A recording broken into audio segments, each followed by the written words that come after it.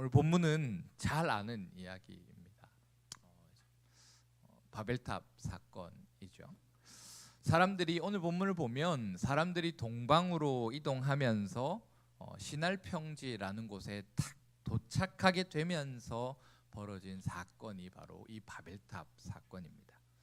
시날 평지가 어떤 곳이냐라고 했을 때 여러분들이 메소포타미아라고 하면 잘 아시죠? 어떤 곳입니까? 메소포타미아가? 에? 이집트?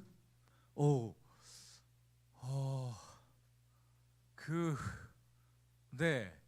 이집트와 관련은 있어요. 그 4대 문명의 하나니까. 나일강. 그리고 메소포타미아에 어떤 강이 흘러요? 두 가지 강이 흘러요. 티그리스. 그리고 뭐라고요? 유프라테스 강이 흐릅니다. 이 시날 평지라는 곳은 어떤 곳이냐면 메소포타미아 지역인데 강이 두 개나 흐르는 지역이에요. 그러다 보니까 굉장히 넓은 평지고 굉장히 풀이 잘 자라는 곳이 바로 이 시날 평지입니다. 자, 그러니까 그만큼 비옥한 것이고 넓고 또 굉장히 뭔가 젖과 꿀이 흐르는 그 땅이 바로 이 시날 평지라는 거예요.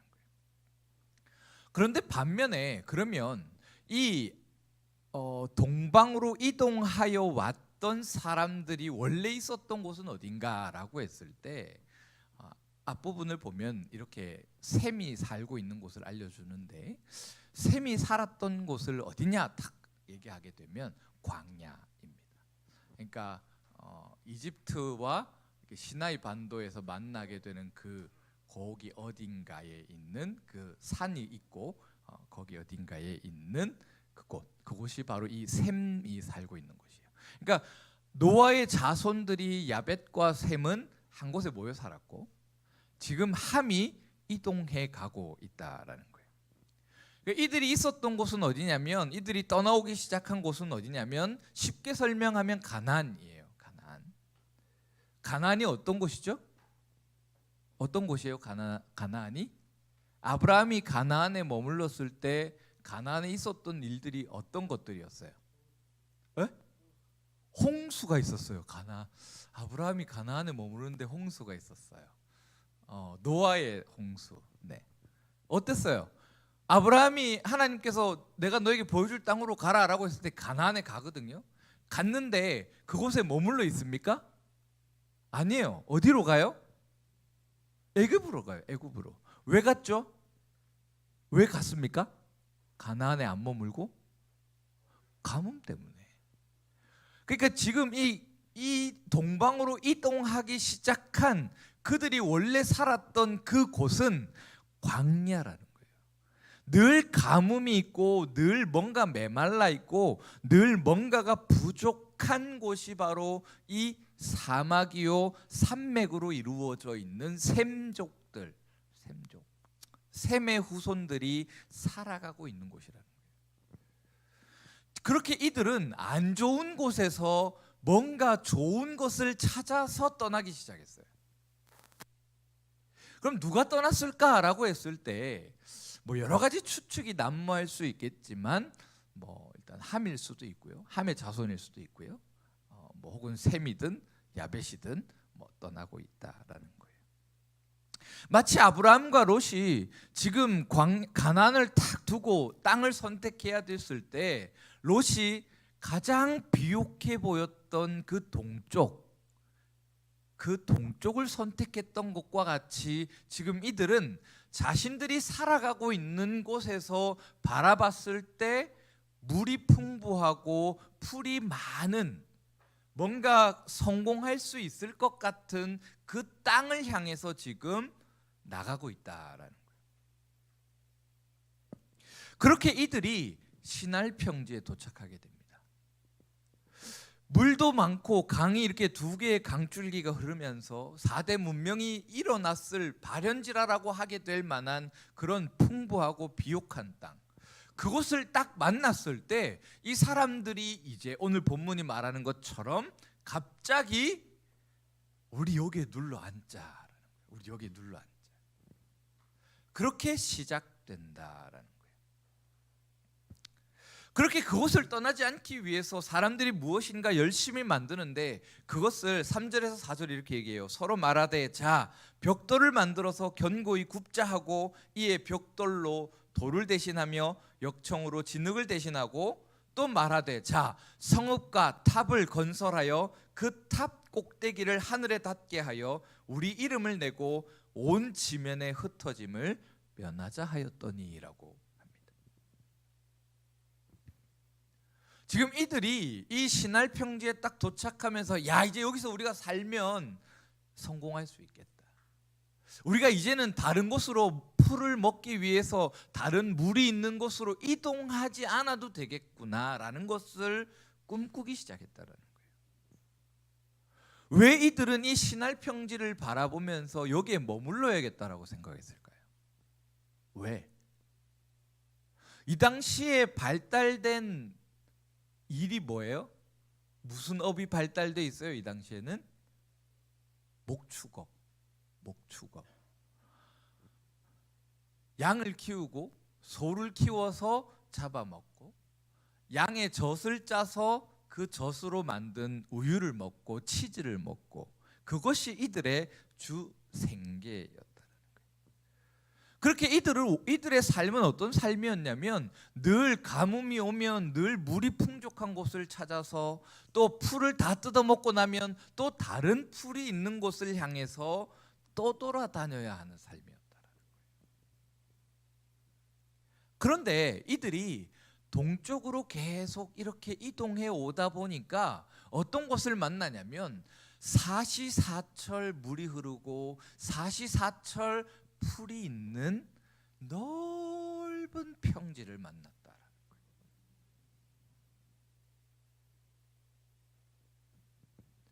그래서 이들은 지금 이곳에 우리가 머물러야겠다.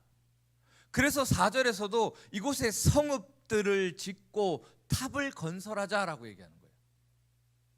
우리가 머물러서 함께 여기서 이제 눌러 앉아서 살아갈 그 터전을 삼자라고 하면서 견고한 성읍을 짓고 있다라는 거예요. 그리고 그때 그렇게 그들이 정착하고 그들이 머물러서 이제는 여기서 우리가 터전을 삼아서 살아가야지.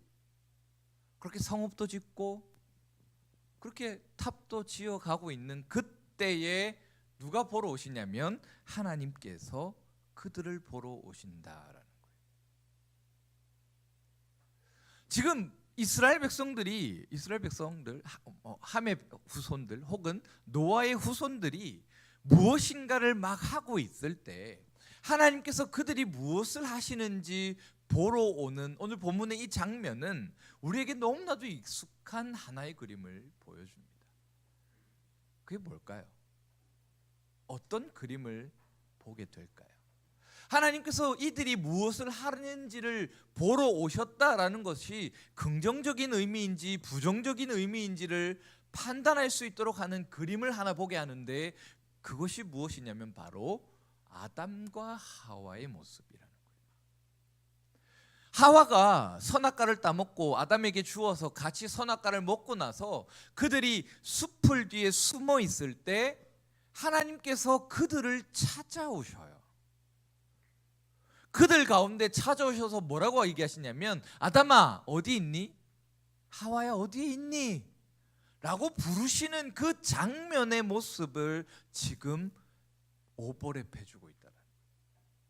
지금 이스라엘 백성들이 성을 짓고 있어요. 좋은 땅을 발견했고 그곳에서 풍족하게 살 수 있겠다 싶어서 거기 이제 눌러 앉아서 살아야겠다 싶어서 성읍도 짓고 또 그러면서 흩어지지 않기 위해서 높은 탑도 세우면서 우리가 이 탑을 중심으로 뭉치자 라고 해서 뭔가를 막 하고 있는데 그때 하나님이 그들을 보러 오고 계신다. 보러 오신다. 그럼 하나님이 그들을 왜 보러 오셨을까라는 거예요. 왜 보러 오셨죠? 얘들이 잘하고 있나? 그것 때문에 오셨나요? 아니면 얘들이 또 뭘 또 어지럽히려고 그러나 하고 걱정 가운데 불안감 가운데 찾아오셨을까라는 거예요. 어떤 것 같습니까? 하나님 왜 오신 것 같아요? 2번. 네, 2번. 그렇죠. 지금 상황이 바로 그렇다라는 거예요. 뭔가 이들이 하나님 앞에서 범죄하는 모습으로서 비추어지고 있다는 거예요. 자, 그럼 이렇게 질문해 볼까요? 이 사람들이 뭘 잘못했죠? 목축업을 하는 사람들이잖아요. 그죠? 근데 길을 가다 보니까 풀이 많은 땅을 발견했어요.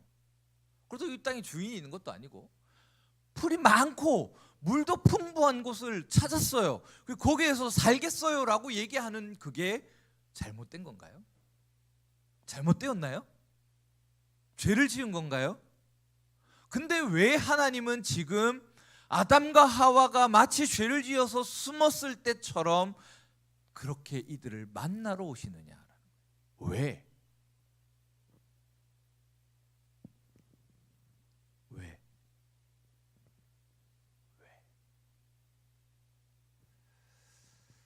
이게 이제 우리가 창세기를 여러분들이 잘 읽었으면 이해하게 되는 이유가 있는데, 창세기 1장 28절에 보면 하나님께서 사람을 딱 창조하시고 사람의 가장 완전한 형태로서 복을 주세요. 명령을 주세요. 너희는 이렇게 살아가는 자들이야 라고 하면서 그들의 정체성을 정의해 주시는데, 그게 뭐냐면 뭐죠? 그게 뭐죠? 기억하시는 분 있나요? 뭐예요? 그렇죠. 생육하고 번성하여 땅에 충만하라, 땅을 정복하라, 땅을 다스려라. 그러니까 하나님께서 지금 이 사람들에게 주신 그 원래의 본 모습은 무엇이냐면 이동하면서 모든 곳을 채우는 사람의 모습이에요. 이들이 흩어져서 이들이 한 민족이지만 하나의 언어를 사용하지만 하나의 문화를 공유하지만 서로 여러 곳으로 흩어져서 동일하게 한 가지를 나타내는 삶을 살도록 했다는 거예요.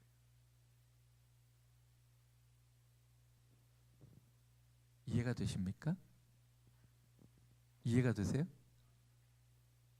이해가 됐대요. 네.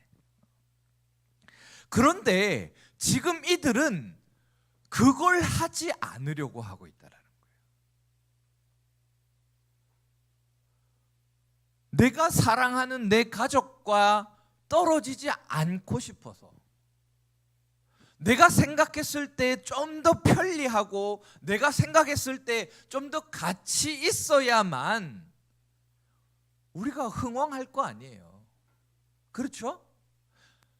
다른 들짐승과 맹수들로부터 우리의 재산을 지키려면 나 혼자 할 수 있나요? 없어요. 그러니까 서로 도와서 협력해서 우리가 우리의 것을 더 일구어 보자라는 그런 의도에서 이들은 지금 흩어지기를 면하고 싶어 했다는 거예요. 하나님께서는 너희 흩어져서 내가 창조한 모든 곳에서 너희가 장악하고 모든 곳에서 너희가 터전을 삼아서 살아가야 돼라고 하셨는데, 이들은 하나님 아니요, 우리 있는 거 좀 더 발전시키고 우리에게 주신 거 좀 더 많이 불려볼게요. 그러려면 이 신할 평지가 너무나도 제격입니다 라고 그렇게 얘기하고 있더라고요. 다르게 얘기해서 이들이 말하는 이 이유는 어떤 의미냐면요, 하나님께서 주신 복을 받고 싶지 않다라는 거예요. 하나님께서 창조하신 그 본래의 정체성을 따라서 내가 살고 싶지 않다라는 거예요. 하나님은 우리를 창조하시고 나서 모든 땅 가운데 정복하면서 모든 시간과 모든 공간 가운데서 누리고 하나님을 알아가고 하나님과 함께하는 그 굉장한 삶을 살아가도록 정체성을 주셨는데 지금 이들은 뭘 하냐면 하나님 그거 됐고요. 저는 요 공간 안에서 내 시간 안에서 내가 살아가겠습니다 라고 얘기하고 있다라는 거예요.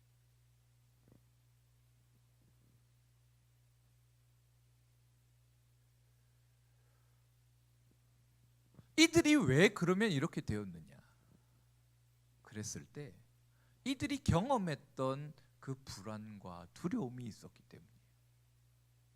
지금 노아의 후손들이 겪었던 일이 뭐가 있어요? 무슨 일을 겪었어요?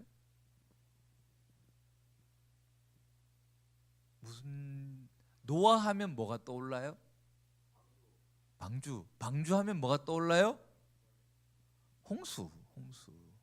홍수 때 살아남은 사람은 몇 명? 8명. 네, 노아의 가족 뿐이잖아요. 그러니까 지금 이 노아의 후손들은 어떤 일들을 경험했냐면 이들의 처지는요, 모든 사람이 하나님 앞에서 멸망하는 걸 바라본 사람들이에요. 심지어 자신들의 정체성이 어떤 정체성이냐 했을 때 에덴에서부터 쫓겨난 자들이라는 정체성을 가지고 살아가던 사람이었어요. 그리고 심지어 동방으로 이동하던 그 사람들을 함의 후손이다라고 여기게 되면 어떤 상태냐면 저주받은 자들이에요. 아버지가 술에 취해서 조금 헐벗었다고 그거를 동생들한테 꼬질렀다가 아버지로부터 저주받아서 도망가고 있는 자들이 바로 이 동방으로 이동하는 사람들이라는 거예요.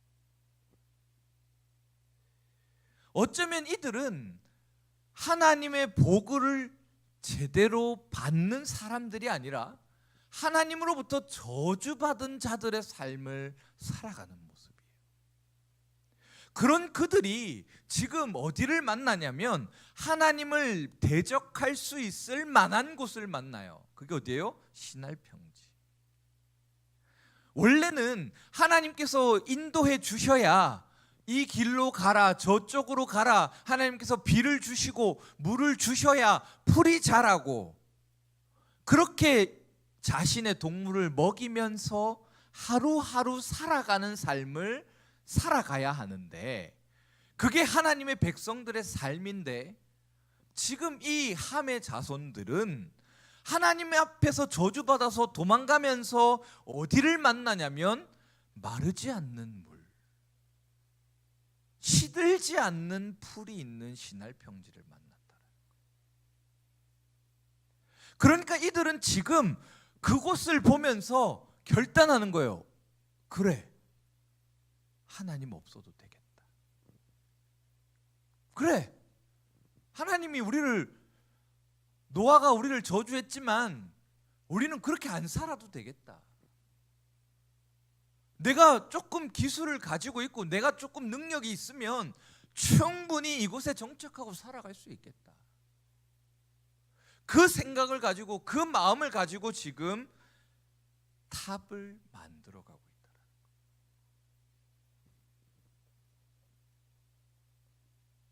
그렇게 이들은 그곳에 정착해서 자신들의 생각과 자신들의 판단 속에서 흩어지지 않기 위해서 하나님께서 흩어지는 것이 복이다라고 말씀하셨지만 흩어지지 않고 자기의 판단과 자기의 예측과 자기의 모든 것 안에서 자기의 손에 두려고 하는 그 욕심 때문에 이들은 흩어지지 않기 원했다라는 거예요.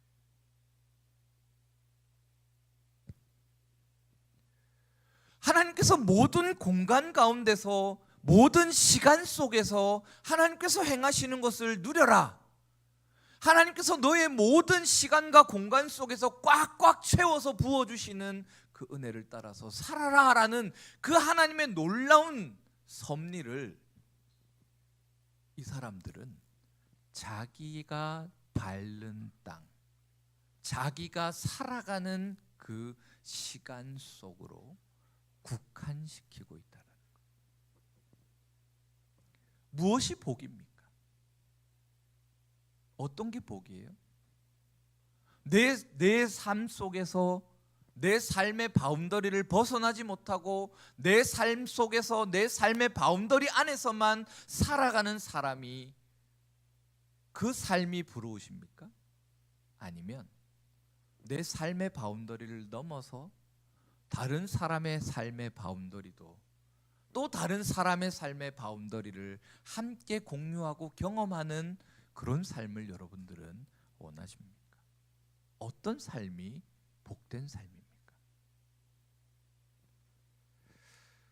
지금 이들은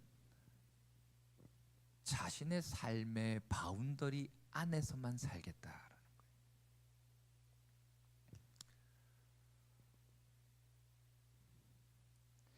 마치 아담과 하와가 하나님께서 에덴 동산에서 선악과 중앙에 있는 그 선악을 알게 하는 나무 하나 외에 모든 것을 다 주셨거든요. 다 누려라고 하셨거든요. 그런데 아담과 하와가 그것을 보지 못하고 자신에게 주어진 그 모든 것은 보지 못하고 자신에게 주어지지 않은 그것, 선악과를 바라보면서 그거 얻으려고, 그거 가지려고, 그거 하나 붙잡으려고 교만해졌다가 모든 것을 다 잃어버린 것과 같은 상황을 지금 오늘 본문에서 이 사람들이 행하고 있다는 거예요. 바로 바벨탑은 이와 같은 것입니다. 하나님께서 한민족으로서 하나님께서 창조하신 모든 세상 가운데 모든 것을 누리고 모든 것을 다스리고 모든 것을 장악하며 그렇게 풍족함 속에 살아가도록 주신 복을 모두가 한 가족으로서 한 형제 자매로서 그렇게 모든 것을 공유하며 살아가도록 만드셨던 그 하나님의 세계를 사람들은 하나님께서 주신 복을 자신의 판단과 자신들의 욕심으로 왜곡하여서 흩어지지만 한 가족으로서 전체를 차지하게 되는 복을 버리고 흩어지지 않으려고 그렇게 발버둥 치다가 나에게만 국한되는 그런 좁고 협소한 삶을 살아가게 되었다. 그래서 우리는 늘 내 문제를 벗어나지 못해요. 그래서 우리는 늘 내 삶이 가장 힘들고 내 삶이 가장 고된 거예요. 그런 이야기를 합니다. 남자들이 모이면 이제 우리 군대를 가는 두 청년이 있는데 이렇게 얘기하면 이제 꼰대가 되거든요. 제가 있었던 군대 시절 저는 맞았습니다. 제가 마지막으로 맞았거든요. 제까지 맞고 안 때렸는데 맞았어요. 군대에서 맞았어요. 그럼 누가 힘들까요? 제가 힘들겠죠. 지찬 형제가 군대를 가서 맞을까요? 저는 군대에서 폰을 못 썼어요. 근데 지찬 형제는 군대를 가면 폰을 쓰겠죠. 그럼 누가 더 힘들까요? 누가 더 힘들죠?